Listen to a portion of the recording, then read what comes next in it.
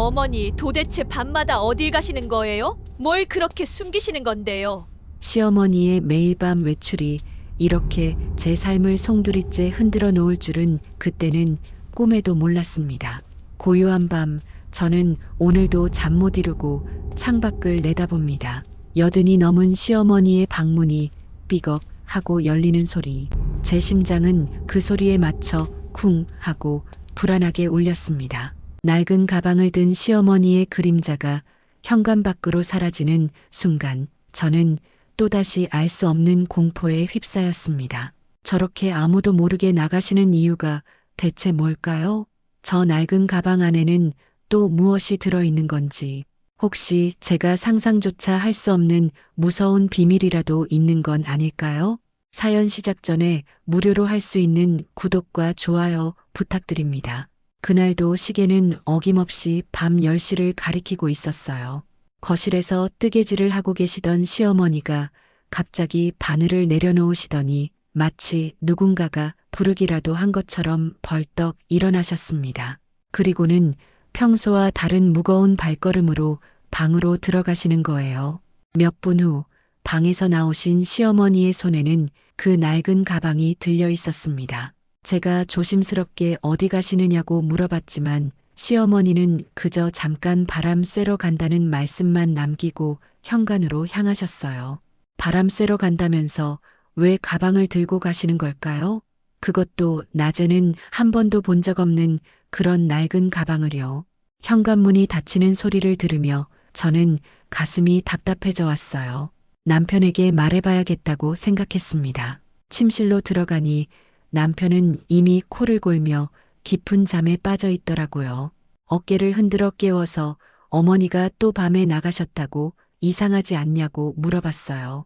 남편은 비몽사몽한 채로 어머니가 답답하시니까 산책 나가시는 거라며 뭘 그런 걸로 걱정하느냐고 했습니다. 그리고는 다시 이불을 뒤집어 쓰며 잠들려 하더라고요. 산책이라고요? 산책을 하러 가는데 왜 가방을 들고 가시는 걸까요? 그것도 평소에 쓰시던 가방도 아니고 어디서 꺼내온 건지도 모르는 낡은 가방을요. 저는 그대로 잠들 수가 없었습니다. 부엌으로 나가서 따뜻한 우유를 끓여 마시며 시어머니를 기다렸어요. 시계 소리만 똑딱똑딱 울리는 고요한 밤이었습니다. 1시간이 지나고 2시간이 지나도 시어머니는 돌아오지 않으셨어요. 혹시 무슨 사고라도 난 건 아닐까 싶어 마음이 조마조마했습니다. 새벽 2시가 넘어서야 현관문 열리는 소리가 들렸어요. 저는 얼른 부엌불을 끄고 살짝 거실로 나가봤습니다. 시어머니가 조용히 신발을 벗고 계시더라고요. 가방은 여전히 들고 계셨는데 나갈 때보다 훨씬 무거워 보였어요. 시어머니의 어깨도 처져 있었고 얼굴에는 깊은 피로가 서려 있었습니다. 제가 조심스럽게 불러봤더니 시어머니는 깜짝 놀라신 것 같았지만 이내 평온한 표정을 지으셨습니다. 왜 안 자고 있느냐고 물어보시길래 걱정돼서 그랬다고 이 늦은 시간까지 어디 다녀오셨느냐고 물어봤어요. 시어머니는 그냥 잠이 안 와서 동네 한 바퀴 돌고 왔다고 하셨습니다. 동네 한 바퀴를 4시간이나 도신 거예요? 그것도 가방을 들고요? 저는 더 묻고 싶었지만 시어머니의 지친 모습을 보니 차마 그럴 수가 없었어요. 몸이 안 좋으실까봐 걱정됐다고 말씀드렸더니 시어머니는 고맙다며 저에게도 얼른 들어가서 자라고 하셨어요. 시어머니는 그 낡은 가방을 꼭 안고 방으로 들어가셨어요. 방문이 닫히는 소리를 들으며 저는 복잡한 마음으로 침실로 돌아갔습니다. 그런데 이런 일이 일주일째 계속되는 거예요.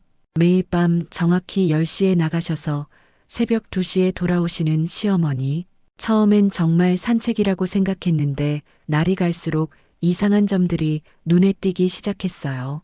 시어머니가 나갔다 오시고 난 후 저는 몰래 시어머니 방 앞을 지나가곤 했는데요. 방 안에서 무언가 뒤지는 듯한 소리가 들리는 거예요. 서랍을 여닫는 소리, 뭔가를 찾는 듯한 소리들이 말이에요. 그리고 나가시기 전에는 항상 전화를 하시더라고요. 아주 작은 목소리로 제가 알아듣지 못하게요. 여보세요. 네, 오늘도 갈게요. 걱정 마세요. 이런 식의 대화였는데 대체 누구와 통화하시는 건지 궁금해 미칠 지경이었어요. 더 이상한 건 시어머니가 돌아오시고 난 후였어요. 평소에는 깔끔하게 정리되어 있던 거실이나 부엌에 미묘한 변화가 있는 거예요. 없던 자리에 놓인 물건들, 미세하게 위치가 바뀐 작은 가구들. 처음엔 제가 예민해서 그런가 싶었는데 점점 확신이 들기 시작했어요. 그러던 어느 날 충격적인 사실을 발견했습니다. 시어머니가 나가시고 난 후 어머니 방을 청소해 드리다가 평소 서랍에 보관하던 할머니의 은반지가 없어진 걸 알게 된 거예요. 그 반지는 시어머니가 돌아가신 시할머니로부터 물려받은 귀중한 것이었습니다. 평소에 아끼셔서 특별한 날에만 꺼내 보시곤 하셨거든요. 다음 날 아침 조심스럽게 할머니 은반지가 어디 있는지 물어봤더니 시어머니는 잠깐 당황하시는 것 같더니 은행 금고에 맡겨놨다고 대답하셨어요. 하지만 제가 알기로는 시어머니는 평생 은행 금고를 이용한 적이 없으셨거든요. 그런 걸 번거로워 하시는 분이었으니까요. 의심은 점점 커져갔어요. 혹시 시어머니가 경제적으로 어려운 상황에 처하신 건 아닐까? 아니면 누군가에게 협박이라도 받으시는 건 아닐까? 온갖 상상이 머릿속을 맴돌았습니다. 남편에게 다시 얘기해봤지만 역시 시큰둥한 반응이었어요. 어머니가 뭘 하시든 어른이시니까 알아서 하시겠지라며 왜 자꾸 그런 걸로 신경 쓰냐고 하더라고요. 할머니 반지까지 없어졌다고 말했더니 반지 정도야 어디 안전한 곳에 보관하셨을 거라며 너무 예민하게 생각하지 말라고 했습니다. 남편은 여전히 무관심했어요. 아니, 무관심한 게 아니라 귀찮아하는 것 같았어요. 직장 일로도 바쁜데 집안일까지 신경 쓰고 싶지 않다는 식으로요. 시누이에게도 전화해 봤습니다. 어머니가 요즘 밤마다 외출하시는 거 아느냐고 물어봤더니 나이 드시니까 잠도 안 오고 그러실 거라고 하더라고요. 그런데 할머니 은반지도 없어졌다고 하니까 시누이는 잠깐 침묵하더니 혹시 어머니가 치매 초기 증상인 건 아니냐고 말했어요. 요즘 그런 분들 많다면서요. 치매라고요? 그 말을 듣는 순간 머릿속이 하얘졌어요. 시어머니가 치매에 걸리신 건 아니겠죠? 하지만 생각해보니 최근 들어 시어머니가 평소보다 말수가 적어지시고 가끔 멍하니 계실 때가 있었어요. 그럼 어떻게 하냐고 물어봤더니 일단 좀 더 지켜보자고 했어요. 어머니가 워낙 완고하시니까 괜히 병원 얘기했다가는 더 심하게 반발하실 거라면서요. 시누이 말도 일리가 있었어요. 시어머니는 평생 병원을 싫어하셨거든요. 아프셔도 웬만하면 참고 지내시는 분이었으니까요. 그날 밤도 어김없이 시어머니는 나가셨어요. 저는 거실에서 기다리면서 온갖 생각에 잠겨 있었습니다. 정말 치매 때문에 그러시는 걸까? 아니면 정말 누군가와 비밀스러운 만남이라도 있으신 걸까? 새벽 2시 시어머니가 돌아오셨어요. 이번에는 평소보다 더 지쳐 보이셨고 가방도 더 무거워 보였어요. 그리고 옷에 흙이 묻어 있는 걸 발견했습니다. 옷에 흙이 묻었다고 말씀드렸더니 길에서 넘어졌나 보다며 괜찮다고 하셨어요. 넘어지셨다니 다치신 데는 없으시냐고 물어봤지만 시어머니는 괜찮다며 서둘러 방으로 들어가셨어요. 그 모습을 보며 저는 더 이상 가만히 있을 수 없다고 생각했습니다. 시어머니께 직접 물어봐도 답을 해주시지 않고 가족들은 무관심하고 이러다가 정말 큰일이라도 나면 어떡하죠? 다음 날 저는 결심했어요. 시어머니를 따라가 보기로 말이에요. 뭔가 위험한 일에 휘말리신 건 아닌지, 정말 치매 때문에 길을 잃고 헤매시는 건 아닌지 확인해 봐야겠다고요.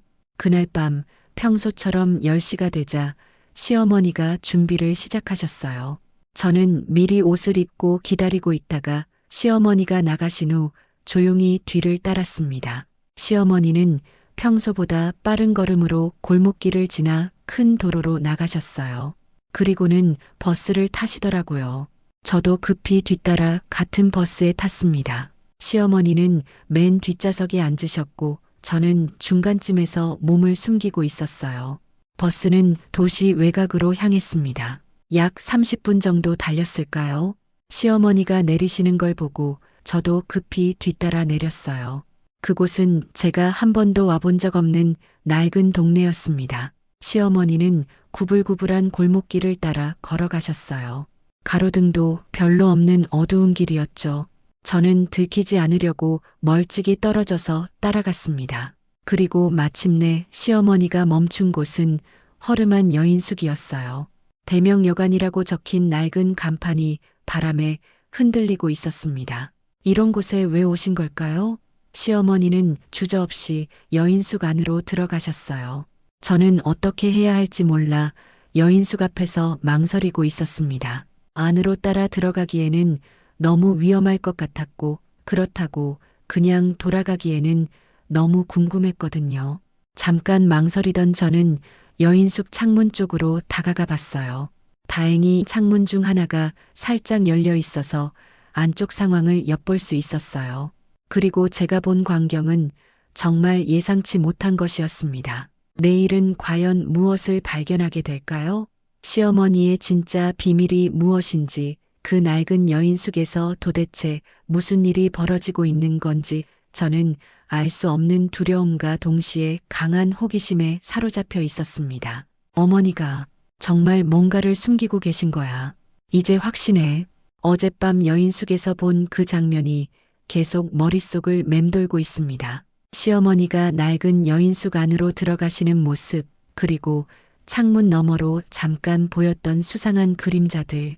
도대체 그 안에서 무슨 일이 벌어지고 있는 걸까요? 저는 밤새 잠들지 못하고 뒤척였습니다.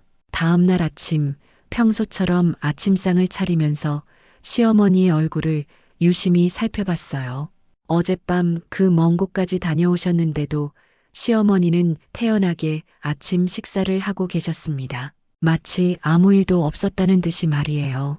제가 조심스럽게 어젯밤에 잘 주무셨느냐고 물어봤더니 시어머니는 잠깐 젓가락질을 멈추시더니 평소와 다름없이 잘 잤다고 대답하셨어요. 오히려 제가 피곤해 보인다고 하시네요. 밤새 걱정하느라 잠 못 잤으니 당연하죠. 하지만 시어머니는 정말 아무렇지도 않아 보이셨어요. 그 모습이 더 이상하게 느껴졌습니다. 남편이 회사에 출근하고 시어머니도 평소처럼 동네 할머니들과 공원에 나가신 후 저는 혼자 집안일을 하면서 계속 어젯밤 일을 생각했어요. 분명히 뭔가 있을 거예요. 시어머니가 그런 곳에 가실 이유가 있을 테니까요. 점심때가 되어서 시어머니가 돌아오셨는데 평소보다 기운이 없어 보이셨어요. 얼굴도 좀 창백하시고 걸음걸이도 무거워 보였습니다. 제가 괜찮으시냐고 어디 아프신 거 아니냐고 물어봤더니 그냥 좀 피곤할 뿐이라며 나이가 들어서 그런가 보다고 하셨어요. 시어머니는 소파에 주저앉으시면서 깊은 한숨을 쉬셨어요. 그 모습을 보니 정말 뭔가 큰 걱정거리가 있으신 것 같았습니다. 하지만 여전히 말씀해 주시지 않으시더라고요. 오후에 빨래를 널다가 문득 거실 서랍을 확인해 봤어요. 어제 확인했을 때는 분명히 있었던 시할머니의 금팔찌가 보이지 않는 거예요. 은반지에 이어서 이번엔 금팔찌까지. 이건 정말 우연의 일치일 수가 없었습니다. 가슴이 두근거렸어요. 혹시 정말 시어머니가 경제적 어려움 때문에 귀중품들을 처분하고 계신 건 아닐까? 아니면 누군가에게 돈을 주고 있으신 건 아닐까?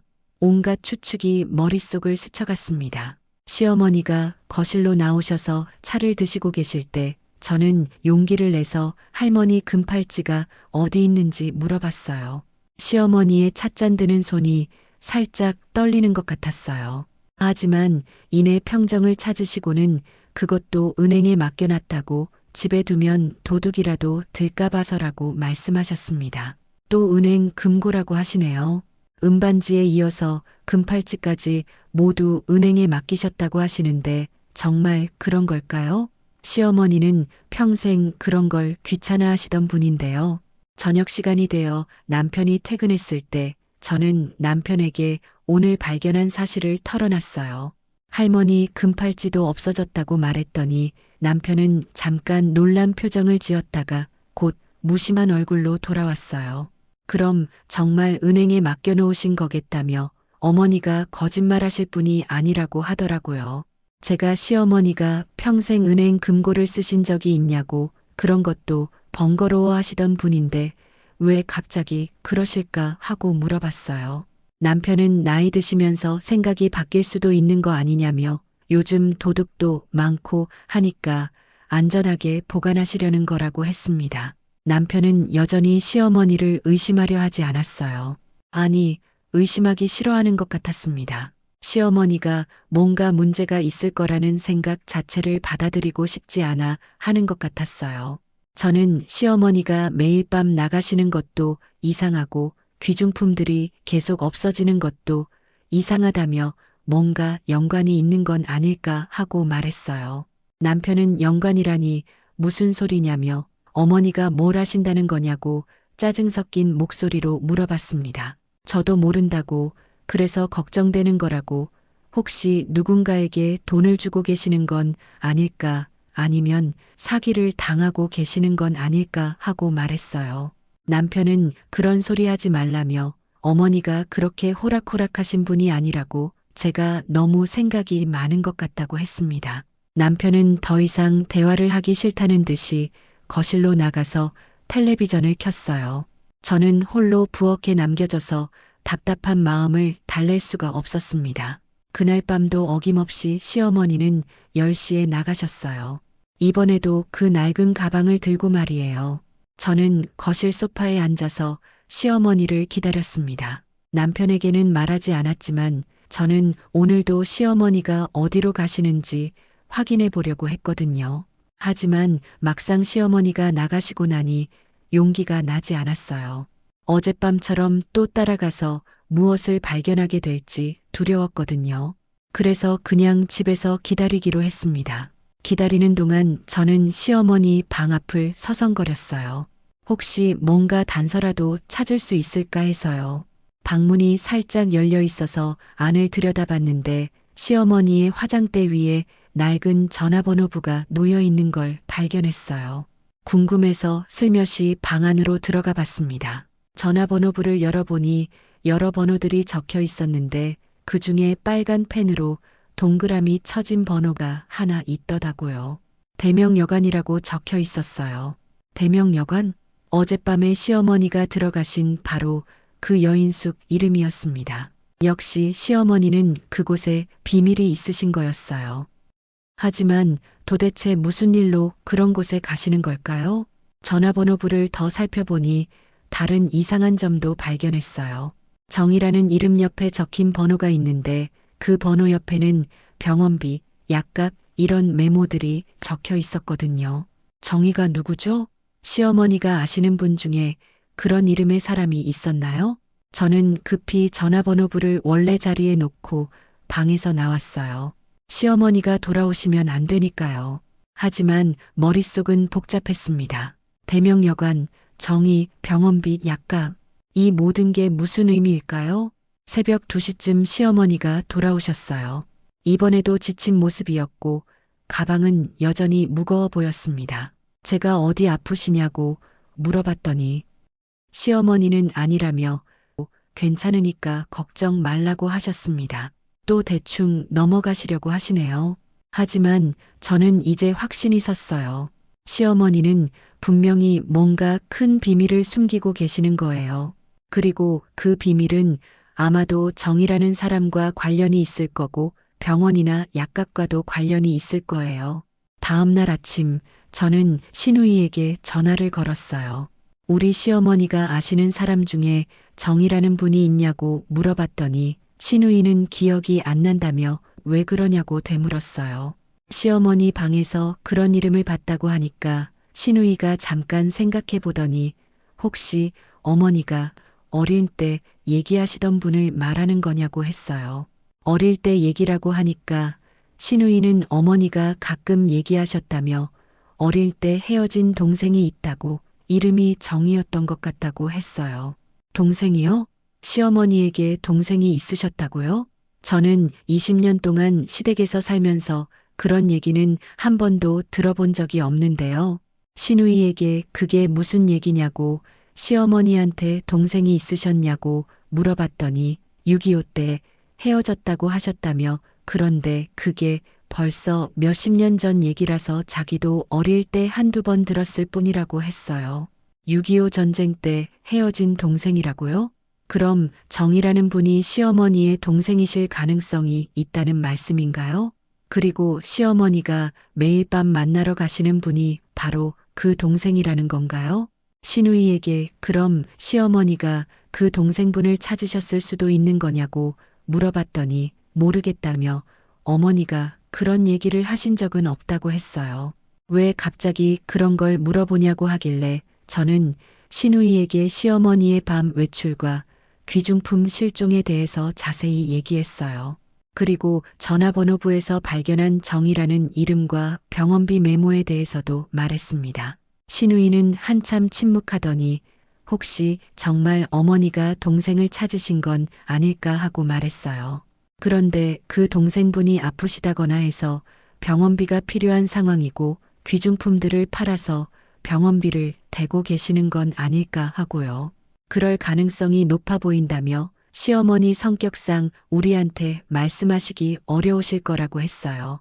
우리도 각자 살기 바쁜데 동생 병원비까지 부담 주기 싫으시겠다고요. 신우이 말을 듣고 나니 모든 게 이해가 되기 시작했어요. 시어머니의 밤 외출, 낡은 여인숙 방문, 귀중품들의 실종, 그리고 병원 약봉지까지 모든 게 하나로 연결되는 것 같았습니다. 하지만 그렇다면 왜 저희에게 말씀하시지 않으신 걸까요? 가족인데 함께 도와드리면 되는 건데 시어머니는 왜 혼자서만 감당하려고 하시는 걸까요? 그날 밤도 시어머니는 나가셨어요. 하지만 이제 저는 시어머니가 어디로 가시는지, 왜 가시는지 대략적으로 짐작할 수 있었습니다. 새벽에 돌아오신 시어머니를 보니 마음이 아팠어요. 여든이 넘으신 분이 매일 밤 그런 먼 곳까지 다니시면서 아픈 동생을 돌보고 계시다니, 그리고 그 비용까지 혼자서 감당하시려고 귀중품들을 하나씩 처분하고 계시다니, 오늘 아침 시어머니가 평소보다 일찍 동네 할머니들과 시장에 나가신 틈을 타서 저는 조심스럽게 시어머니 방으로 들어갔습니다. 어제 전화번호부를 본 화장대 서랍을 다시 열어보니 그 밑에 낡은 가죽 지갑이 하나 더 숨겨져 있더라고요. 손이 떨렸어요. 이런 식으로 시어머니의 사생활을 엿보는 게 옳은 일인지 망설여졌지만 가족의 안전을 위해서라는 명분으로 자신을 합리화하며 지갑을 열어봤습니다. 그 순간 제 심장이 멎는 줄 알았어요. 지갑 안가장 깊숙한 곳에 고이 접혀있던 오래된 사진 한 장, 세월의 때가 묻어 누렇게 바랜 그 사진 속에는 7살쯤 되어 보이는 어린 아이가 환하게 웃고 있었거든요. 놀라운 건 그 아이의 얼굴이 옛사진 속 어린 시절 시어머니와 똑같다는 거였어요. 아니, 정확히 말하면 시어머니와 너무나 닮아 있으면서도 미묘하게 다른 느낌이었습니다. 마치 쌍둥이처럼 닮았지만 눈매나 입가의 곡선이 살짝 다른 그런 느낌이요.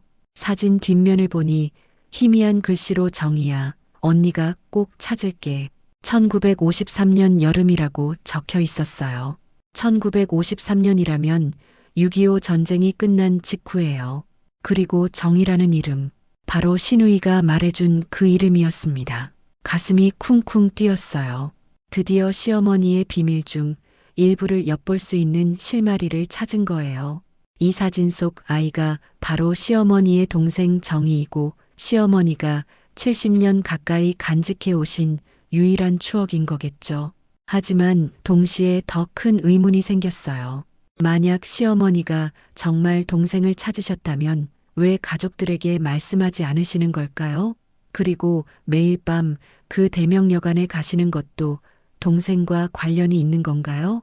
사진을 다시 원래 자리에 놓고 방에서 나오면서 저는 더 이상 추측만으로는 안 된다는 걸 깨달았어요. 직접 확인해 봐야 한다고요.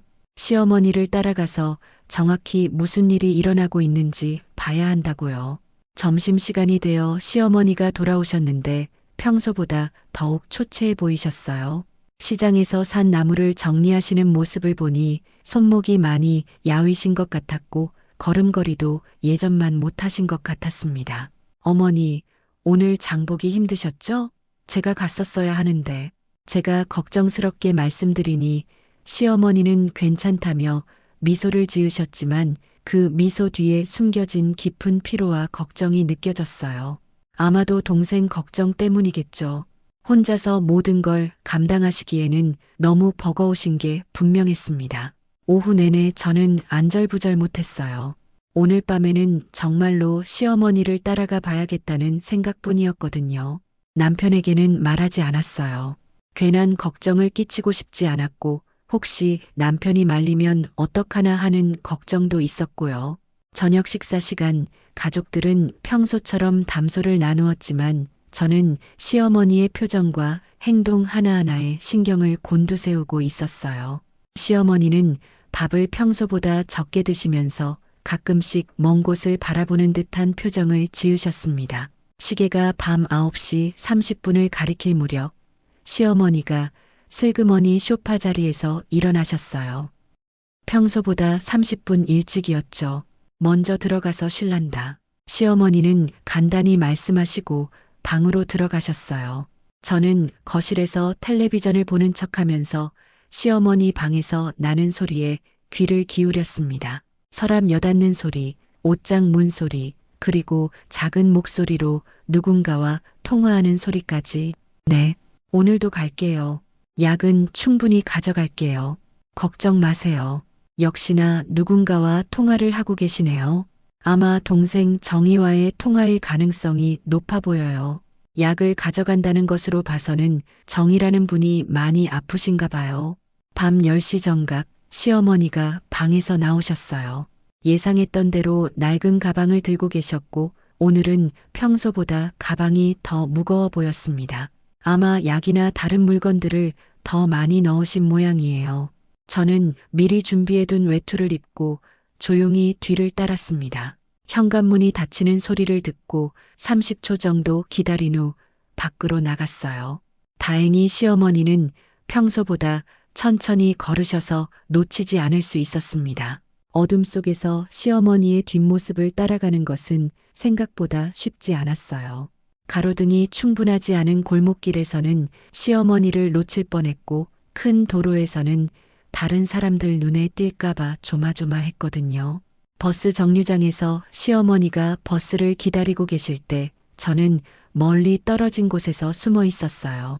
516번 버스가 왔을 때 시어머니가 타시는 걸 보고 저도 급히 뛰어가서 같은 버스에 올랐습니다. 버스 안에서는 더욱 조심해야 했어요. 시어머니는 맨 앞좌석에 앉으셨고 저는 버스 뒷문으로 타서 뒤쪽 자리에 앉아 고개를 숙이고 있었습니다. 만약 시어머니가 저를 발견하신다면 어떻게 설명해야 할지 막막했거든요. 버스는 도심을 벗어나 외곽으로 향했습니다. 창밖으로 보이는 풍경이 점점 낯설어지고 건물들도 낡고 허름해졌어요. 약 40분 정도 달렸을 때 시어머니가 내릴 준비를 하시는 걸 봤습니다. 봉천말이라는 정류장에서 내리셨어요. 저도 급히 뒤따라 내렸지만 이곳은 제가 한 번도 와본 적 없는 완전히 낯선 동네였습니다. 오래된 상가들과 허름한 주택들이 늘어선 골목길이 미로처럼 얽혀 있었어요. 시어머니는 마치 이곳을 훤히 아시는 것처럼 주저없이 골목길로 들어가셨어요. 저는 들키지 않으려고 더욱 멀찍이 떨어져서 따라갔습니다. 가로등이 부족한 어두운 골목에서는 시어머니의 모습이 간간히 사라지다가 나타나곤 했어요. 구불구불한 골목을 10분 정도 걸었을까요? 시어머니가 멈춰선 곳은 정말로 대명여관이었습니다. 2층짜리 낡은 건물에 대명여관이라고 적힌 네온 사인이 깜빡거리고 있었어요. 몇 개 글자는 고장나서 제대로 보이지 않았지만요. 시어머니는 여관 입구를 확인하신 후 조심스럽게 안으로 들어가셨어요. 저는 여관 맞은편 가게 그늘에 숨어서 상황을 지켜봤습니다. 가슴이 두근두근 뛰었어요. 그리고 제가 본 광경은 정말 예상치 못한 것이었습니다. 여관 2층으로 올라가는 계단에서 들려오는 시어머니의 목소리가 들렸어요. 그런데 혼자서 중얼거리시는 게 아니라 누군가와 대화를 나누고 계시는 거예요. 정희야, 오늘은 좀 어때? 약 먹었어? 정희요? 정말 동생 정희와 만나고 계시는 거구나 싶었어요. 하지만 대답하는 목소리는 들리지 않았습니다. 너무 작거나 약해서 저에게까지는 들리지 않는 모양이었어요. 걱정 마. 병원비는 내가 다 해결할 테니까. 너는 몸만 추스르면 돼. 시어머니의 목소리에서 깊은 애정과 걱정이 묻어났어요. 정말로 아픈 동생을 돌보고 계시는 거였구나. 그리고 병원비까지 혼자서 감당하시려고 귀중품들을 하나씩 처분하고 계시는 거고요. 미안하다, 정희야.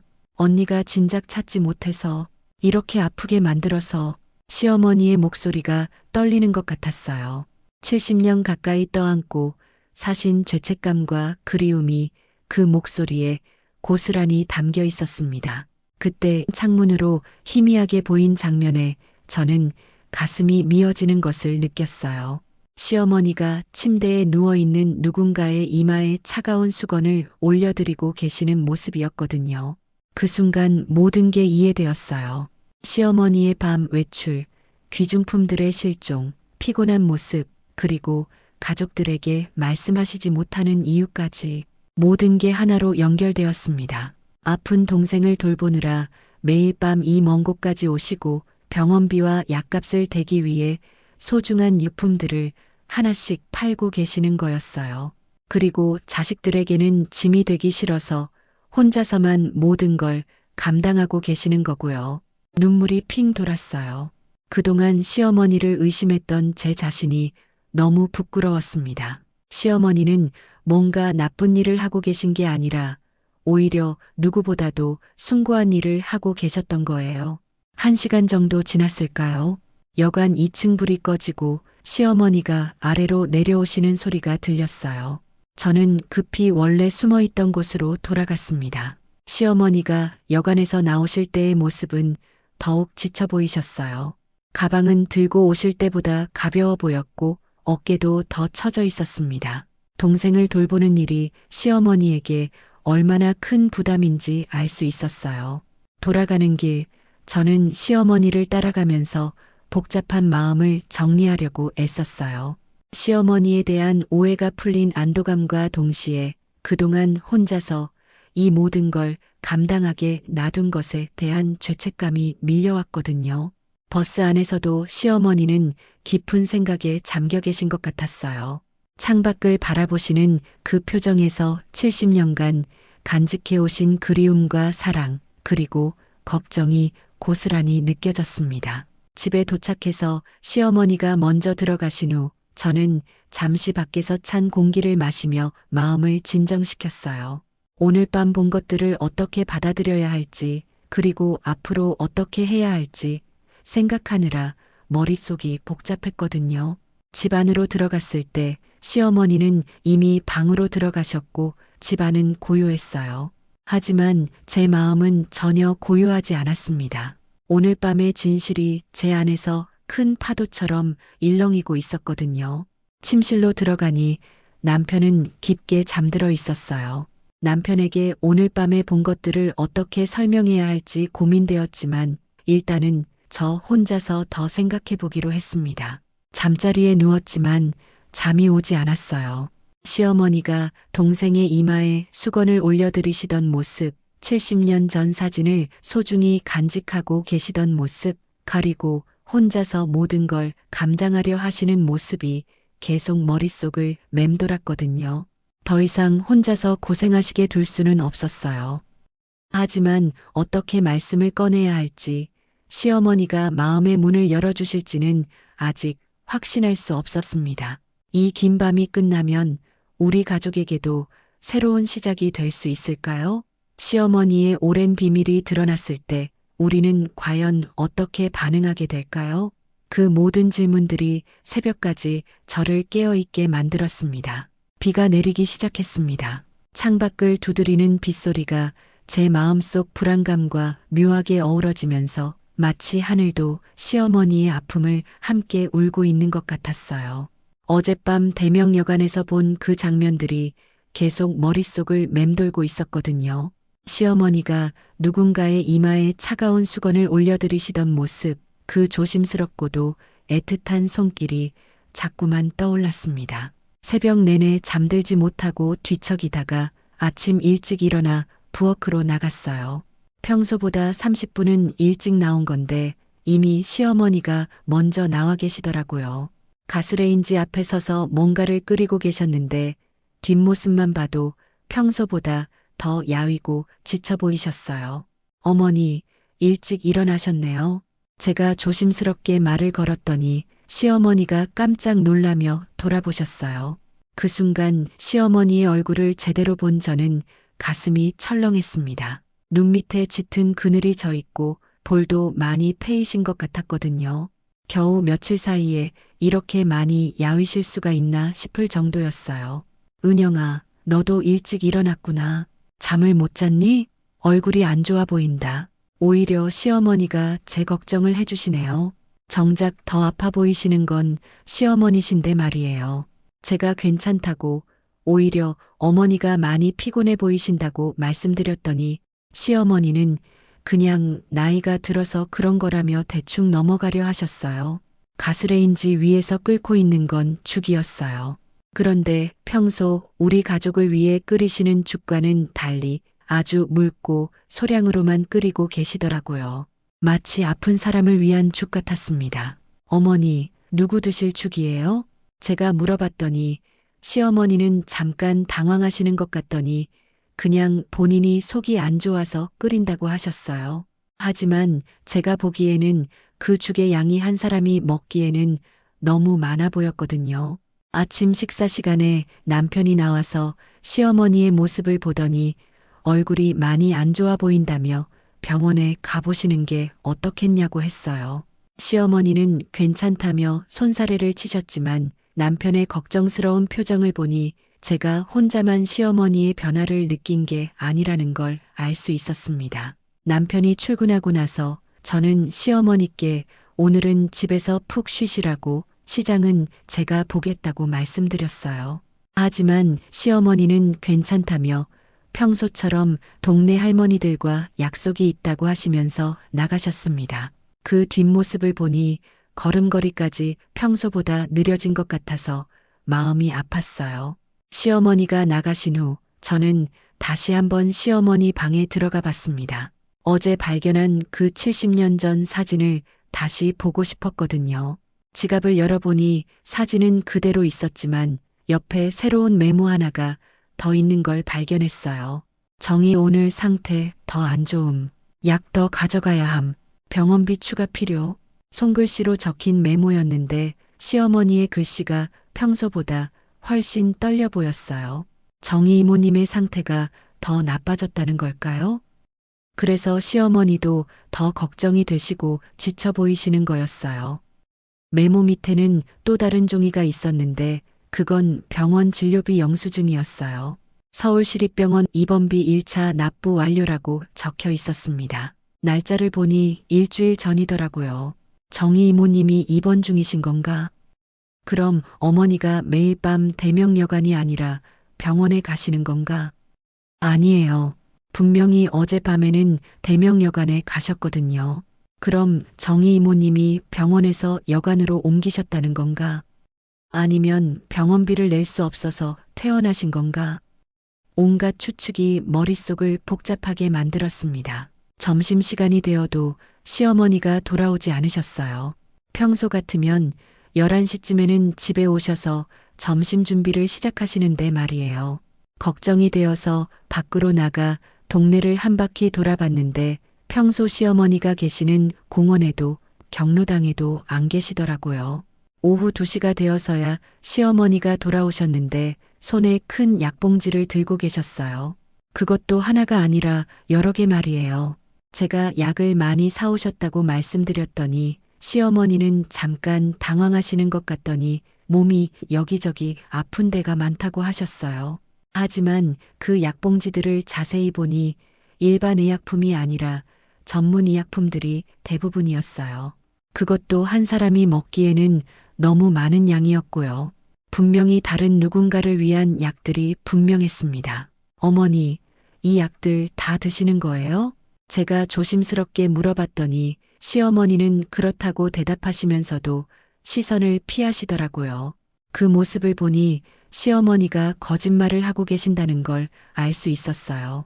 저녁 시간이 되어 남편이 돌아왔을 때 저는 남편에게 오늘 발견한 것들을 말해야 할지 고민했어요. 병원 영수증과 약들, 그리고 시어머니의 이상한 행동들까지. 하지만 확실한 증거 없이 또 추측만으로 말하면 남편이 또 시어머니를 의심하지 말라고 할 것 같았거든요. 저녁 식사 시간, 시어머니는 평소보다 훨씬 적게 드셨어요. 젓가락질도 힘들어 하시는 것 같았고 가끔씩 깊은 한숨을 쉬시기도 하셨습니다. 남편도 그런 시어머니의 모습을 보며 걱정스러운 표정을 지었어요. 엄마, 정말 병원에 한번 가보시는 게 좋을 것 같은데요. 남편이 다시 한번 말씀드렸지만 시어머니는 여전히 괜찮다며 거절하셨어요. 그러면서도 시계를 자꾸 보시는 모습이 눈에 띄었습니다. 아마 오늘 밤에도 나가실 준비를 하고 계시는 것 같았어요. 밤 9시가 되자 창밖으로 빗소리가 들리기 시작했어요. 점점 세게 내리는 비를 보며 시어머니가 오늘은 나가지 않으실 수도 있겠다고 생각했는데 시어머니는 평소와 다름없이 준비를 시작하시더라고요. 어머니, 비가 이렇게 오는데 오늘은 안 나가시는 게 어때요? 제가 걱정스럽게 말씀드렸더니 시어머니는 잠깐만 나갔다 온다며 우산을 준비하셨어요. 비가 와도 나가야 할 만큼 급한 일이 있으신 모양이었습니다. 밤 10시 시어머니가 우산과 함께 더 큰 가방을 들고 나가셨어요. 오늘은 가방이 평소보다 훨씬 무거워 보였습니다. 아마 약들과 죽 그리고 다른 필요한 것들을 더 많이 넣으신 모양이에요. 저는 이번에도 뒤를 따라가기로 했습니다. 비가 오는 밤이라 더 위험할 수도 있지만 오히려 비 때문에 들키지 않을 수도 있겠다는 생각이 들었거든요. 우산을 챙기고 조용히 집에서 나왔어요. 빗속에서 시어머니의 모습을 따라가는 것은 예상보다 어려웠습니다. 우산 때문에 시야가 제한되고 빗소리 때문에 발소리도 잘 들리지 않았거든요. 하지만 다행히 시어머니는 평소보다 더 천천히 걸으셔서 놓치지 않을 수 있었어요. 비를 맞으며 걸어가시는 시어머니의 뒷모습이 더욱 초라하고 안쓰러워 보였습니다. 버스 정류장에서도 시어머니는 비를 피하며 버스를 기다리고 계셨어요. 저는 멀리 떨어진 상점 처마 밑에서 숨어 있었습니다. 516번 버스가 왔을 때 시어머니가 타시는 걸 보고 저도 급히 뛰어가서 같은 버스에 올랐어요. 젖은 옷과 우산 때문에 버스 안이 더 복잡해 보였지만 다행히 시어머니는 저를 발견하지 못하신 것 같았어요. 창밖으로 내리는 비를 바라보시며 깊은 생각에 잠겨 계시는 모습이었거든요. 40분 정도 후 봉천말 정류장에서 내렸습니다. 빗속에서 골목길을 걸어가는 것은 더욱 어려웠어요. 무릉덩이를 피해 다니느라 시어머니도 평소보다 더 조심스럽게 걸으셨고 저도 마찬가지였습니다. 대명여관에 도착했을 때 여관 앞에는 다른 사람들도 몇 명 서 있더라고요. 비를 피하려는 사람들인지 아니면 다른 이유로 그곳에 온 사람들인지는 알 수 없었지만 덕분에 저는 더 쉽게 숨을 수 있었어요. 조심스럽게 여인숙 입구로 다가갔어요. 낡은 현관문은 삐걱거리는 소리를 내며 열렸습니다. 안쪽은 곰팡이 냄새와 오래된 목재 냄새가 섞인 퀴퀴한 공기로 가득했어요. 1층 복도는 어둡고 좁았는데 오래된 바닥이 곳곳에 들뜨고 찢어져 있었습니다. 계단을 올라가면서 발걸음 소리가 나지 않도록 최대한 조심했어요. 낡은 나무 계단이 체중을 받을 때마다 삐걱거렸지만 다행히 위층에서는 아무 반응이 없었습니다. 2층 복도에는 여러 개의 방문이 있었는데 그중 한 방에서만 불빛이 새어나오고 있었어요. 그 방문 앞에 서자 시어머니의 목소리가 더 선명하게 들렸습니다. 정희야, 죽 먹어보렴. 따뜻하게 끓여왔어. 시어머니의 목소리였어요. 정희 이모님께 물을 좀 마시라고 열이 많이 나는 것 같다고 말씀하시는 소리였어요. 문틈으로 살짝 들여다봤을 때 제가 본 광경은 평생 잊을 수 없을 만큼 충격적이었습니다. 방 안은 생각보다 더 초라했어요. 벽지는 군데군데 벗겨져 있었고 천장에는 물이 새는 듯한 얼룩이 여러 개 있었습니다. 작은 창문 하나로만 들어오는 가로등 불빛이 방 전체를 어스름하게 밝히고 있었어요. 그 방 한가운데 놓인 낡은 침대에 누워있는 사람을 보는 순간 제 심장이 멎는 줄 알았습니다. 침대에 누워있는 것은 70대 중반쯤 되어 보이는 여성이었는데 그 얼굴이 제가 시어머니 방에서 본 70년 전 사진 속 정희와 너무나 닮아 있었거든요. 하지만 사진 속 환하게 웃던 소녀의 모습과는 너무나 달랐어요. 지금 침대에 누워있는 정희 이모님은 뼈만 남을 정도로 야위어 있었고 얼굴은 병색으로 누렇게 뜬 상태였습니다. 숨 쉬는 것조차 힘들어 보였고 가끔씩 나오는 기침 소리는 가슴을 찢는 듯 했어요. 시어머니는 정희 이모님 침대 옆에 작은 의자를 놓고 앉아서 정성스럽게 정희 이모님의 이마에 젖은 수건을 올려드리고 계셨습니다. 시어머니의 손길은 마치 어린아이를 돌보는 어머니처럼 조심스럽고 애틋했어요. 정희 이모님의 입에서 나온 것은 간신히 들릴 정도로 작은 목소리로 언니에게 미안하다는 말씀이었습니다. 70년 만에 듣는 동생의 목소리에 시어머니의 눈에서 눈물이 주르르 흘러내렸어요. 시어머니는 미안하긴 뭘 미안하냐며 언니가 미안하다고 진작 찾지 못해서 미안하다고 하셨어요. 두 자매가 나누는 대화 한마디 한마디가 70년이라는 긴 세월의 무게를 담고 있었어요. 방 한쪽 구석에는 여러 개의 약병이 놓여 있었고 그 옆에는 시어머니가 가져온 것으로 보이는 보온밥통과 작은 반찬통들이 있었습니다. 모든 것이 정성스럽게 준비된 것들이었어요. 정희 이모님이 또다시 약한 목소리로 언니나 때문에 고생하지 말라고 이제 그만해도 된다고 말씀하시려 하자 시어머니는 정희 이모님의 손을 꼭 잡으며 고개를 저었어요. 그런 소리 하지 말라고 언니가 여기 있다고 70년을 기다렸는데 이제 와서 포기할 수는 없다고 하셨습니다. 시어머니의 목소리에는 절박함과 동시에 강한 의지가 담겨 있었습니다. 70년 동안 품어온 그리움과 죄책감이 이런 상황에서도 시어머니를 포기하지 못하게 만드는 것 같았어요. 방안을 좀 더 자세히 살펴보니 시어머니가 얼마나 많은 것들을 준비해 오셨는지 알 수 있었습니다. 침대 옆 작은 테이블에는 각종 약물들이 시간별로 정리되어 있었고 물병과 컵 그리고 부드러운 수건들도 여러 개 준비되어 있었어요. 벽 한쪽에는 시어머니가 걸어놓은 것으로 보이는 작은 사진 하나가 있었습니다. 어린 시절 두 자매가 함께 찍은 것으로 보이는 사진이었는데 그 사진을 보고 있으니 가슴이 더욱 아팠어요. 정희 이모님이 시어머니에게 집에 가서 쉬라고 밤새 여기 있으면 몸이 안 좋아질 거라고 걱정해 주셨지만 시어머니는 고개를 저으며 정희 이모님의 손을 더 꽉 잡았습니다.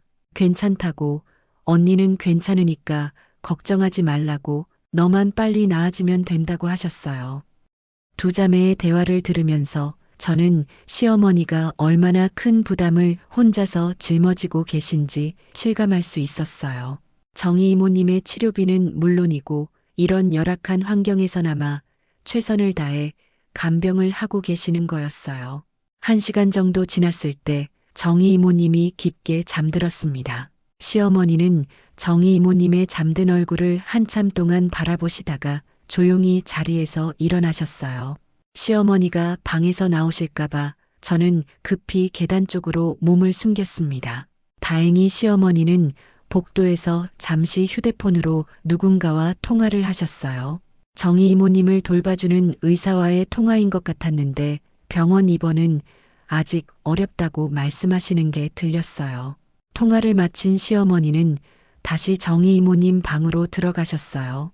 저는 조심스럽게 다시 문틈으로 상황을 지켜봤습니다. 시어머니는 정희 이모님 옆에 앉아서 70년 전 어린 시절의 추억들을 조용히 이야기해주고 계셨어요. 정희 이모님에게 기억나느냐고 우리가 어렸을 때 뒷산에서 도토리 주우러 다니던 거 말이에요. 정희는 항상 언니보다 더 많이 주워왔었다고 하시면서요.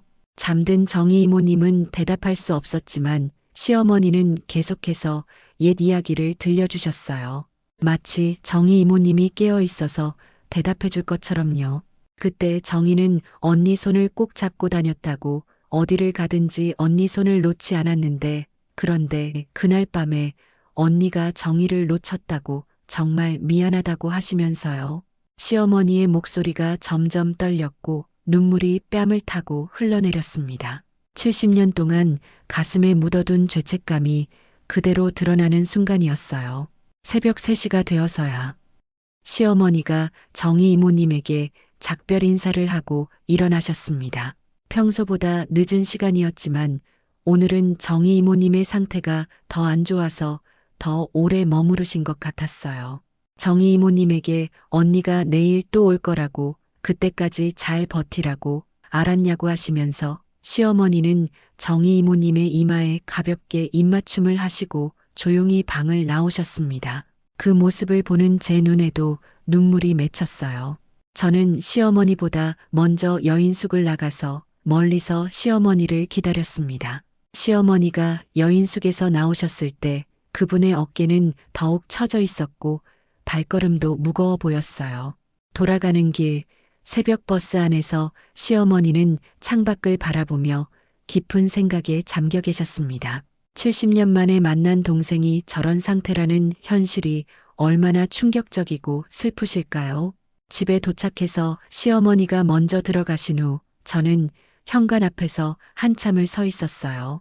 오늘 밤에 본 모든 것들이 머릿속에서 정리되지 않았거든요. 시어머니의 희생, 정희 이모님의 안타까운 상황, 그리고 70년이라는 긴 세월 동안 두 자매가 겪었을 아픔들, 모든 것이 한꺼번에 밀려와서 숨이 막혔습니다. 이제는 정말로 가만히 있을 수 없다는 생각이 들었어요. 시어머니 혼자서는 더 이상 이 모든 걸 감당할 수 없는 상황이니까요. 내일 아침에는 반드시 시어머니와 진솔한 대화를 나누고 가족들과도 상의해서 함께 도울 방법을 찾아야겠다고 다짐했습니다. 70년 만에 재회한 두 자매가 이런 비참한 현실에서 만났다는 것이 너무나 안타까웠어요. 하지만 그래도 다행인 것은 시어머니가 포기하지 않고 정희 이모님을 끝까지 돌보려 하신다는 거예요. 이제 우리 가족도 함께 힘을 합쳐야 할 때입니다. 더 이상 시어머니 혼자서만 이 무거운 짐을 지게 할 수는 없으니까요. 아침까지 잠들지 못하고 뒤척인 끝에 저는 마침내 모든 퍼즐이 맞춰지는 순간을 맞았습니다. 어젯밤 여인숙에서 본 그 장면들이 머릿속에서 하나의 완전한 그림을 그려냈어요. 시어머니의 밤 외출, 사라진 귀중품들, 그리고 70년을 간직해온 그 오래된 사진까지. 하지만 알면 알수록 가슴이 더 아팠습니다. 시어머니가 혼자서 짊어지고 계신 그 무게가 얼마나 무거웠을지, 그리고 제가 그동안 얼마나 큰 오해를 하고 있었는지 깨달았거든요. 아침이 되자 저는 결심했어요. 더 이상 모른 척할 수 없다고, 시어머니와 진솔한 대화를 나눠야 한다고 말이에요. 시어머니는 평소보다 더 일찍 일어나 부엌에서 무언가를 준비하고 계셨어요. 어젯밤 늦게까지 정희 이모님을 돌보고 오셨을 텐데도 말이에요. 그 모습을 보니 마음이 더욱 무거워졌습니다. 제가 부엌 문턱에서 조심스럽게 부르자 시어머니가 깜짝 놀라며 돌아보셨어요. 그 순간 시어머니의 얼굴에서 깊은 피로와 걱정이 그대로 드러났습니다. 밤새 정희 이모님 곁을 지키고 오신 흔적이 역력했어요. 시어머니가 왜 안 자고 일찍 나왔냐고 물어보시길래 저는 정희 이모님에 대해 알고 있다고 말씀드렸습니다. 시어머니의 동생분이라고요. 제 말에 시어머니의 표정이 굳어졌습니다. 무엇을 알고 있다는 건지 짐작하셨을 거예요. 하지만 여전히 부인하려는 듯한 표정을 지으셨어요. 뭘 안다는 거냐고 물어보시면서요. 그 순간 시어머니의 얼굴이 하얗게 변했어요.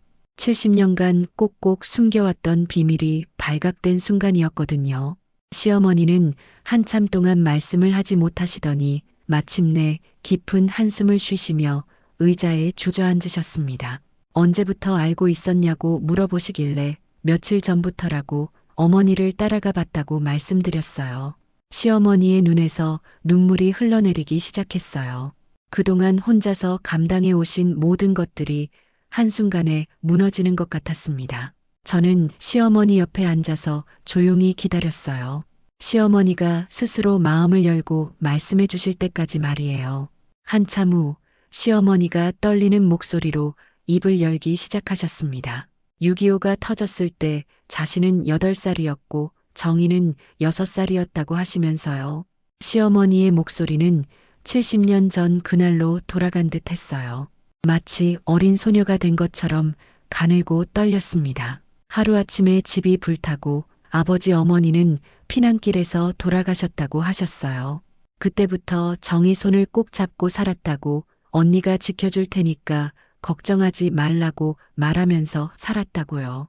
시어머니는 잠시 말을 멈추고 눈물을 닦으셨어요. 그 순간이 얼마나 아픈 기억인지 제가 다 느낄 수 있었습니다. 그런데 어느 날 밤 고아원에서 잠든 사이에 정희가 사라진 거라고 하셨어요.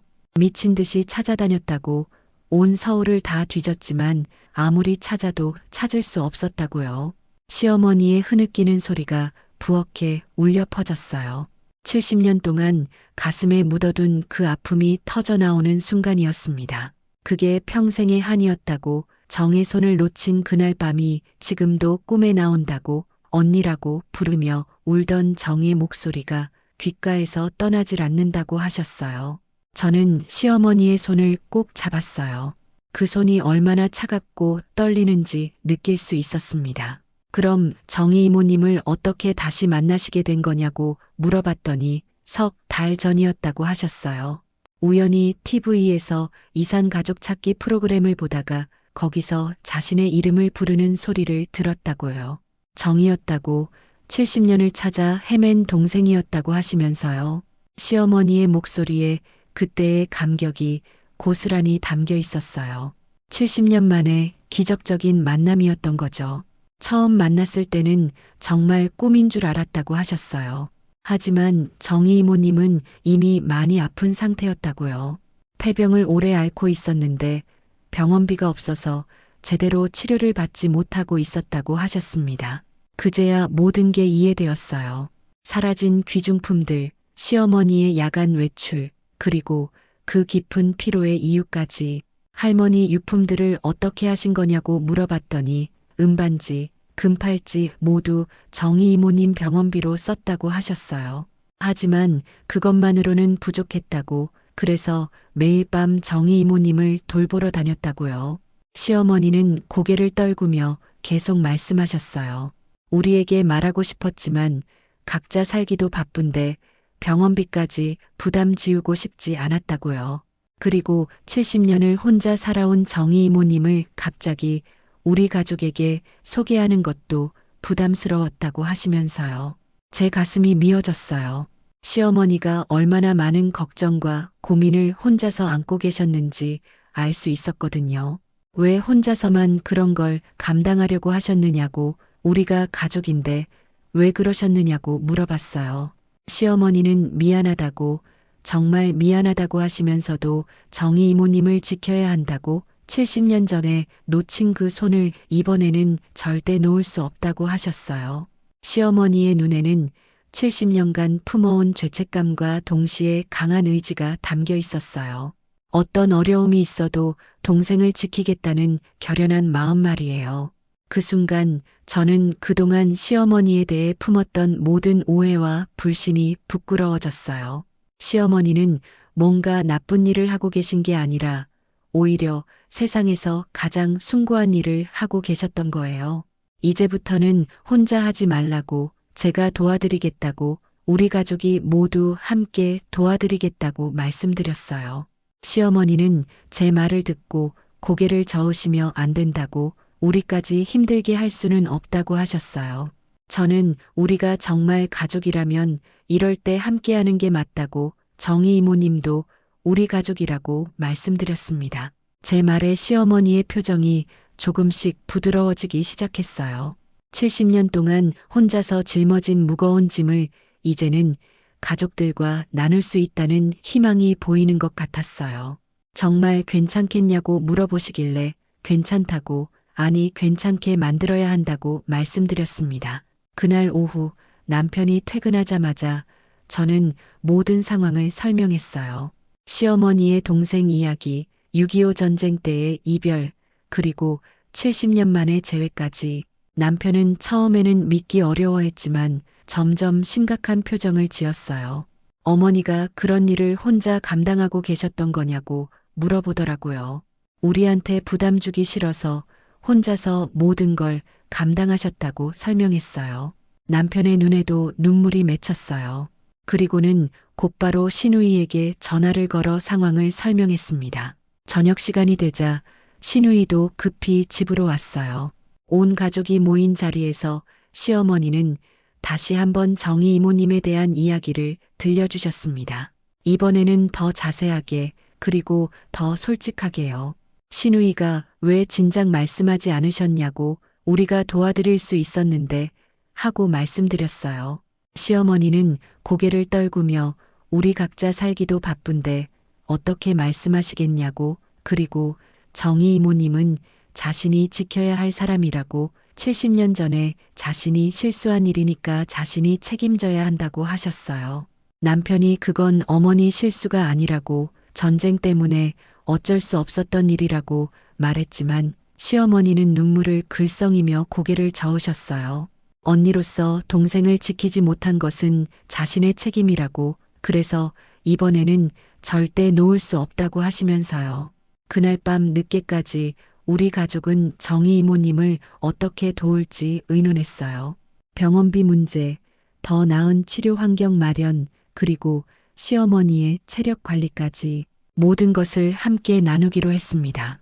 이제부터는 혼자 가지 말라고, 제가 같이 가겠다고 말씀드렸어요. 시어머니는 놀라며 고개를 저으시면서 안 된다고, 집안일도 있는데 어떻게 하냐고 하셨어요. 집안일은 나중에 해도 된다고, 지금은 정희 이모님이 더 중요하다고 말씀드렸습니다. 그 순간 시어머니의 얼굴에 70년 만에 처음으로 진짜 미소가 떠올랐어요. 혼자서 감당해야 한다고 생각했던 그 무거운 짐을 이제는 가족들과 나눌 수 있다는 안도감 때문이었을 거예요. 잠자리에 들기 전 시어머니가 제 손을 꼭 잡으며 고맙다고, 정말 고맙다고, 자신은 혼자가 아니었다고 말씀하셨어요. 그 말을 듣는 순간 저도 모르게 눈물이 쏟아졌어요. 그동안 시어머니가 얼마나 외롭고 힘드셨을지, 그리고 이제야 우리가 진정한 가족이 될 수 있겠다는 생각이 들었거든요. 70년 동안 헤어져 있던 두 자매가 다시 만났고, 그리고 우리 가족도 진정으로 하나가 되는 순간이었습니다. 앞으로는 더 이상 누구도 혼자 아파하지 않을 거예요. 우리가 함께 있으니까요. 새벽까지 시어머니와 나눈 그 대화가 끝나고도 저는 한참 동안 잠들 수 없었어요. 머릿속에는 온통 시어머니의 말씀들만 맴돌고 있었거든요. 70년 동안 가슴에 품고 사신 그 아픔, 그리고 동생을 향한 변함없는 사랑 말이에요. 그제야 깨달았습니다. 제가 그동안 얼마나 큰 오해를 하고 있었는지, 그리고 시어머니가 얼마나 숭고한 일을 하고 계셨는지를요. 매일 밤 그 먼 길을 오가며 아픈 동생을 돌보시고 우리 가족에게는 짐이 되지 않으려고 혼자서 모든 걸 감당하려 하셨던 거예요. 아침이 되자마자 저는 시어머니 방 앞에 서 있었습니다.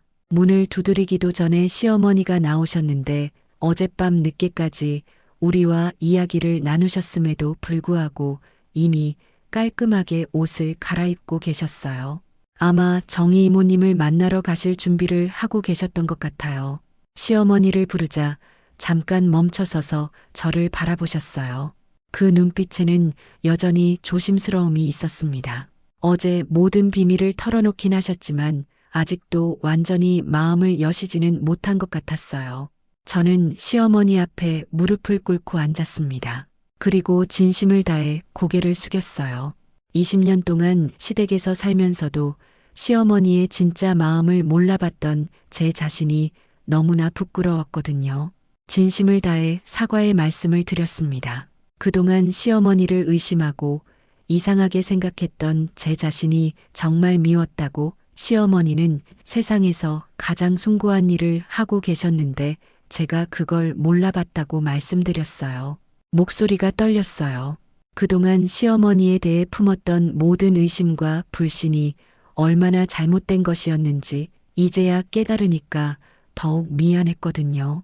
시어머니가 매일 밤 나가실 때마다 의심의 눈초리로 바라봤던 것, 귀중품이 없어졌을 때도 시어머니를 의심했던 것이 얼마나 잘못이었는지 털어놓았습니다. 시어머니의 눈에서 눈물이 흘러내리기 시작했어요.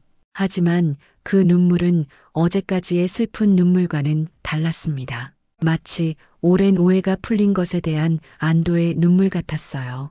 시어머니가 제 팔을 잡아 일으키시며 제가 미안해할 일이 아니라고 일어서라고 하셨어요.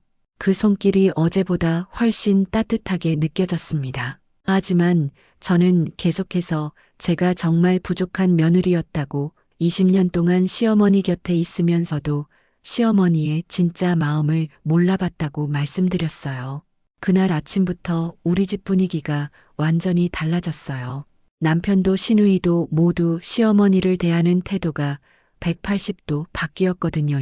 그동안 무관심하게 대했던 것을 후회하며 앞으로는 적극적으로 도와드리겠다고 다짐했어요. 아침 식사 시간 시어머니는 평소보다 훨씬 편안한 표정을 지으셨어요. 70년 동안 혼자만 알고 있던 비밀을 가족들과 나눴다는 것만으로도 큰 위안이 되셨나 봐요. 제가 오늘부터는 함께 가겠다고 말씀드리자 시어머니는 놀란 표정을 지으셨어요. 아직 정희 이모님을 만날 마음의 준비가 안 됐을 텐데 하시면서요. 하지만 저는 정희 이모님도 우리 가족이라고 제가 인사드려야 한다고 말씀드렸습니다. 제 말에 시어머니의 얼굴에 환한 미소가 떠올랐어요. 그 미소를 보는 순간 저도 모르게 가슴이 벅차올랐습니다. 이제야 우리가 진짜 가족이 되는 것 같았거든요. 그날 저녁 시어머니와 함께 대명여관으로 향했어요. 혼자서 그 길을 다니셨던 시어머니 생각을 하니 가슴이 아팠습니다. 앞으로는 절대 혼자 다니시게 하지 않겠다고 다짐했어요. 여관에 도착했을 때 정희 이모님은 침대에서 조금 일어나 앉아 계셨어요. 며칠 전보다 얼굴색이 조금 좋아 보이셨는데 아마 시어머니가 더 정성껏 돌봐드린 덕분인 것 같았어요.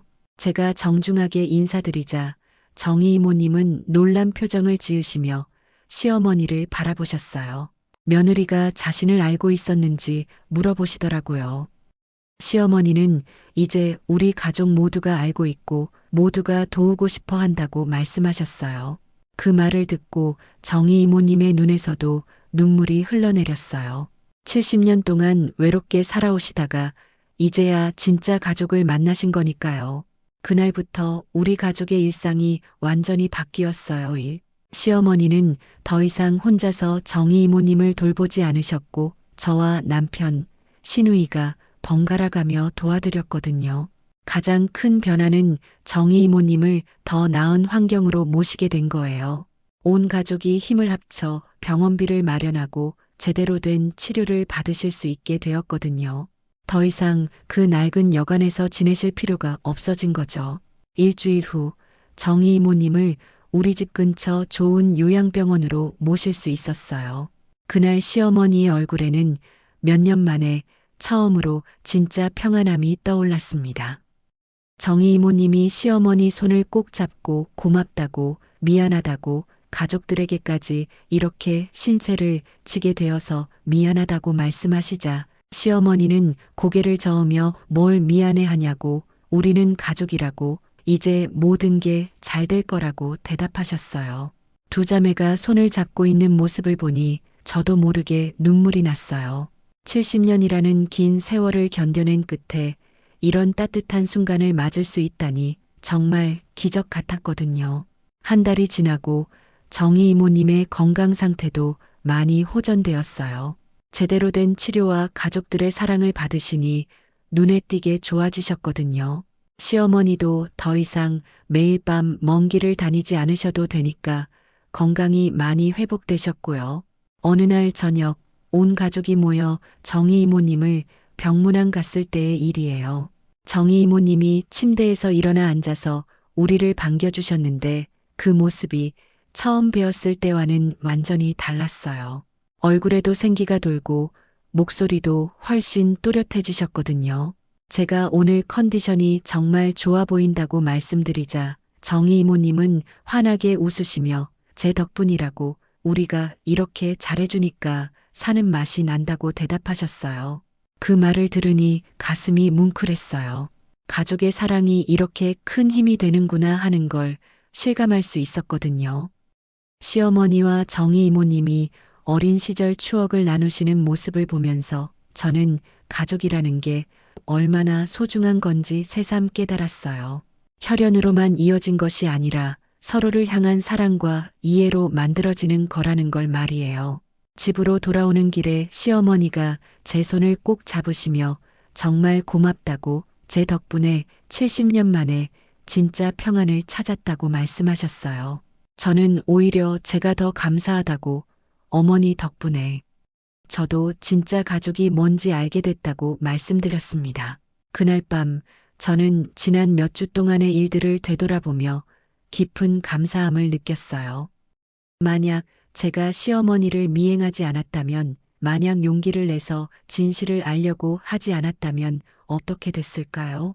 시어머니는 지금도 혼자서 그 무거운 짐을 지고 계셨을 거예요. 하지만 이제는 다릅니다. 우리는 진짜 가족이 되었고 서로의 아픔을 나누며 함께 이겨나갈 수 있게 되었거든요. 시어머니도 더 이상 혼자가 아니고 정희 이모님도 사랑하는 가족들에게 둘러싸여 계시고요. 앞으로도 쉽지만은 않을 거예요. 정희 이모님의 치료도 계속되어야 하고 우리 가족도 서로를 더 이해하고 사랑하기 위해 노력해야 하거든요. 하지만 저는 확신해요. 우리는 어떤 어려움이 와도 함께 이겨낼 수 있다는 걸요. 70년 만에 재회한 두 자매의 사랑, 그리고 그 사랑을 함께 나누게 된 우리 가족. 이제 우리에게는 서로를 향한 진짜 사랑이 있으니까요. 그리고 그 사랑이야말로 세상에서 가장 강한 힘이라는 걸 저는 이번 일을 통해 확실히 배웠답니다. 6개월이 지난 지금 저는 창밖으로 피어나는 벚꽃을 바라보며 그 말을 실감하고 있어요. 정말로 우리 가족에게 새로운 봄이 찾아왔거든요. 시어머니의 얼굴에도 정희 이모님의 눈빛에도 그리고 우리 모두의 마음에도 따뜻한 봄 기운이 가득합니다. 오늘은 정희 이모님이 요양병원에서 퇴원하시는 날이에요. 의사 선생님께서도 놀라실 정도로 빠른 회복을 보이셨거든요. 무엇보다 가족들의 사랑이 가장 큰 치료제가 되었다고 하시더라고요. 아침 일찍부터 시어머니는 들뜬 마음을 감추지 못하고 계셨어요. 70년 만에 다시 만난 동생과 함께 살 수 있게 된다는 기쁨이 얼굴 전체에서 빛나고 있었습니다. 제가 본 시어머니 중에서 가장 행복해 보이는 모습이었어요. 은영아, 정희가 우리 집에 오면 어떤 방을 줘야 할까? 시어머니가 설레는 목소리로 물어보셨어요. 며칠 전부터 정희 이모님을 위한 방 꾸미기에 온 정성을 쏟고 계셨거든요. 햇볕이 잘 드는 남쪽 방에 새 이불과 베개, 그리고 작은 화분까지 정성스럽게 준비하셨어요. 우리는 온 가족이 함께 병원으로 향했습니다. 남편과 시누이도 모두 기쁜 마음으로 동참했어요. 이제는 정말로 정희 이모님이 우리 가족의 일원이 되신다는 실감이 들었거든요. 병원에 도착했을 때 정희 이모님은 이미 옷을 갈아입고 우리를 기다리고 계셨어요. 6개월 전 대명여관에서 배웠던 그 야윈 모습과는 완전히 달라져 계셨습니다. 얼굴에는 건강한 혈색이 돌고 눈빛도 맑고 생기가 넘쳤어요. 언니, 이제 정말 집으로 가는구나. 정희 이모님이 시어머니 손을 꼭 잡으며 말씀하시는데 그 목소리에는 70여 년간 그리워했던 집에 대한 간절함이 담겨 있었어요. 시어머니의 눈에서도 기쁨의 눈물이 주르르 흘러내렸습니다. 응, 정희야. 이제 우리 집이야. 우리 가족의 집이고 두 자매가 나누는 대화를 들으며 저도 가슴이 벅차올랐어요. 집이라는 단어가 이렇게 따뜻하고 소중하게 들릴 수가 있구나 하는 생각이 들었거든요. 집으로 돌아오는 길, 정희 이모님은 창밖 풍경을 신기해하며 바라보셨어요. 70여 년 동안 혼자 살아오시면서는 미처 여유롭게 바라볼 수 없었던 일상의 아름다움들을 이제야 발견하고 계시는 것 같았어요. 서울이 이렇게 많이 변했구나. 우리가 어렸을 때랑은 완전히 다른 모습이야. 정희 이모님의 감탄사에 시어머니도 고개를 끄덕이시며 그동안의 세월을 되짚어 보셨어요. 두 자매가 함께 변화한 세상을 바라보는 모습이 참 평화로워 보였습니다. 집에 도착해서 정희 이모님을 모시고 준비해둔 방으로 안내해 드렸어요. 시어머니가 얼마나 정성스럽게 준비하셨는지 정희 이모님도 한눈에 알 수 있으셨나 봐요. 방 곳곳에 시어머니의 마음이 담겨 있었거든요. 언니, 이렇게까지 해줘서 고마워. 나는 정말 복받은 사람이구나. 정희 이모님이 시어머니를 안으시며 고마움을 표현하시는데 그 모습을 보니 제 눈시울도 뜨거워졌어요. 70년이라는 긴 이별 끝에 찾은 이 순간이 얼마나 소중한지 실감할 수 있었습니다. 점심시간 우리는 온 가족이 둘러앉아 식사를 했어요. 정희 이모님이 우리 식탁에 함께 하신 건 이번이 처음이었는데 마치 원래부터 함께 살았던 것처럼 자연스러웠어요. 정희 이모님, 입맛에 맞으세요? 제가 걱정스럽게 물어보자 정희 이모님은 환한 미소를 지으시며 대답하셨어요. 은영이가 만든 음식이 이렇게 맛있을 줄 몰랐구나. 언니가 좋은 며느리를 두었어. 그 말씀을 들으니 가슴이 따뜻해졌어요. 이제 정말로 우리가 한 가족이 되었다는 실감이 들었거든요. 오후에는 정희 이모님과 시어머니가 오랜만에 단둘이 시간을 보내셨어요. 70년 동안 못다한 이야기들을 나누시는 모습을 멀리서 지켜보니 두 분 모두 어린 소녀가 된 것처럼 보였습니다. 기억나니, 정희야? 우리가 어렸을 때 엄마가 해주시던 송국수 말이야. 기억나지, 언니? 그때 우리는 그 국수가 세상에서 제일 맛있다고 생각했잖아. 두 자매가 나누는 추억 이야기를 들으며 저는 시간이라는 것이 참 신기하다고 생각했어요. 70년이라는 긴 세월이 흘렀지만 두 분의 마음속에는 여전히 어린 시절의 순수함이 그대로 남아 있었거든요. 저녁 무렵 온 가족이 함께 산책을 나갔어요. 정희 이모님이 오랜만에 맑은 공기를 마시며 걸을 수 있게 된 것도 기적 같은 일이었거든요. 시어머니는 정희 이모님의 팔을 조심스럽게 부축하며 천천히 걸으셨어요. 공원에 도착해서 벤치에 앉아 있을 때 정희 이모님이 조용히 말씀하셨어요. 언니, 나는 이제 여한이 없어.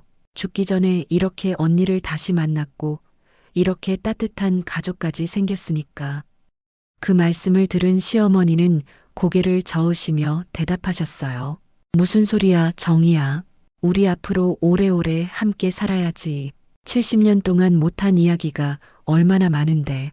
두 자매의 대화를 들으며 저는 생명의 소중함과 가족의 의미를 다시 한번 깨달았어요. 시간이 얼마나 남았는지는 중요하지 않아요. 지금 이 순간 서로 사랑하고 있다는 사실이 가장 중요한 거니까요. 그날 밤 잠자리에 들기 전에 정희 이모님 방에 인사를 드리러 갔어요. 정희 이모님은 침대에 누워서 천장을 바라보고 계셨는데 그 표정이 너무나 평안해 보였어요. 정희 이모님, 편히 주무세요. 내일부터는 매일 이 집에서 눈 뜨실 수 있어요. 제 말에 정희 이모님은 고맙다며 제 손을 꼭 잡으셨어요. 은영이 덕분이야. 너 같은 며느리가 있어서 언니가 얼마나 행복할까. 그리고 나도 이렇게 따뜻한 가족을 만났으니까 더 바랄 게 없어. 방을 나서며 저는 복도에서 시어머니를 만났어요. 시어머니도 정희 이모님 방 앞을 서성거리고 계셨나 봐요. 아마 정희 이모님이 잘 적응하고 계신지 걱정이 되셨던 것 같아요. 어머니, 정희 이모님 정말 좋아하세요. 걱정 마세요. 제 말에 시어머니는 안도의 한숨을 쉬시며 미소를 지으셨어요. 70년을 기다린 보람이 있구나. 이제 정말 평안해졌어. 한 달이 지나고 우리 집의 일상은 완전히 자리를 잡았어요. 정희 이모님은 매일 아침 시어머니와 함께 공원 산책을 다니시고 오후에는 함께 TV를 보시거나 옛날 이야기를 나누셨어요. 저녁에는 온 가족이 함께 식사를 하며 하루 있었던 일들을 공유했고요. 가장 큰 변화는 시어머니였어요. 70년 동안 가슴에 묻고 살았던 죄책감에서 완전히 해방되신 것 같았거든요. 얼굴에는 항상 미소가 떠나지 않으셨고 걸음걸이도 훨씬 가벼워지셨어요. 어느 날 저녁 정희 이모님이 우리 모두를 거실로 불러 모으셨어요. 무슨 중요한 이야기가 있으신 것 같았는데 표정이 매우 진지하셨어요. 여러분께 꼭 하고 싶은 말이 있어서 이렇게 모이라고 했어요. 정희 이모님은 잠시 숨을 고르시더니 계속 말씀하셨어요. 지난 6개월 동안 여러분 덕분에 새 생명을 얻었어요. 70년 동안 혼자 살면서는 경험해보지 못했던 가족의 사랑을 느꼈고 진짜 행복이 뭔지 알게 됐어요. 정희 이모님의 목소리가 점점 떨렸어요. 특히 은영이에게 고마워요. 언니의 비밀을 알아내고 우리 가족을 이어준 것은 정말 은영이 덕분이니까요. 제가 무슨 말씀을 드려야 할지 몰라 당황하고 있을 때 정희 이모님이 계속 말씀하셨어요. 그래서 여러분께 선물을 하나 준비했어요. 제가 70년 동안 혼자 살면서 아껴둔 것이 있거든요. 정희 이모님은 방에서 작은 상자 하나를 가져오셨어요. 그 안에는 낡았지만 아름다운 목걸이 하나가 들어 있었습니다. 이건 우리 어머니가 돌아가시기 전에 저에게 주신 거예요. 언니와 헤어진 후 70년 동안 제가 혼자 간직하고 있었는데 이제 우리 가족에게 물려주고 싶어요. 시어머니의 눈에서 눈물이 주르르 흘러내렸어요. 그 목걸이는 두 자매에게 돌아가신 어머니를 기억하게 해주는 소중한 유물이었거든요. 정희야, 이건 너의 것인데. 아니야, 언니. 이제 우리 가족의 것이야. 앞으로 대대로 물려주면서 우리 이야기를 기억해주면 좋겠어. 그날 밤 저는 그 목걸이를 바라보며 많은 생각에 잠겼어요.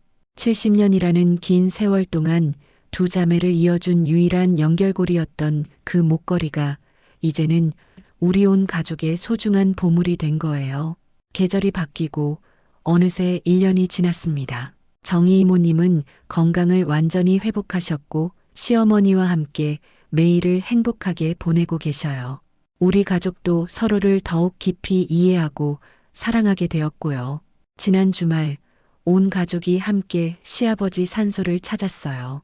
정희 이모님도 함께 가셔서 형부에게 인사를 드리셨거든요.